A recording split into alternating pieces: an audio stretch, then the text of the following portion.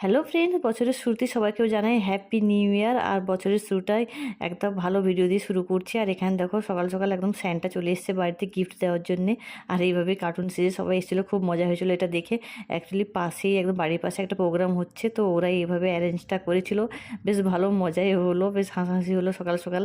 তারপর দেখো ওরা এই গিফটটা দিয়ে গেছিলো, তোমাদেরকে খুলে দেখালাম। এর মধ্যে কিছু খাওয়ার রয়েছে। তারপর চলে গেলাম রান্নাঘরে রান্না করতে। আর বছরের প্রথম দিন একটু ভালো মন্দ খেতেই হবে, সেই জন্য এখানে রান্না করছি চিকেন কষা, মাটনের একদম আলু দিয়ে পাতলা পাতলা ঝোল আর ফ্রায়েড রাইস।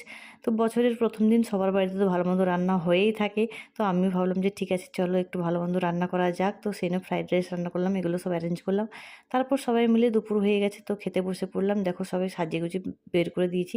খাওয়া দাওয়ার পর এখানে আদি দেখো এখন মিজানুরদার সঙ্গে খেলা করছে। আর আদির আজকে 6 মান্থ ফটোশ্যুটও করবো, সেটা পরের কোনো ভিডিওতে তোমার সঙ্গে শেয়ার করব।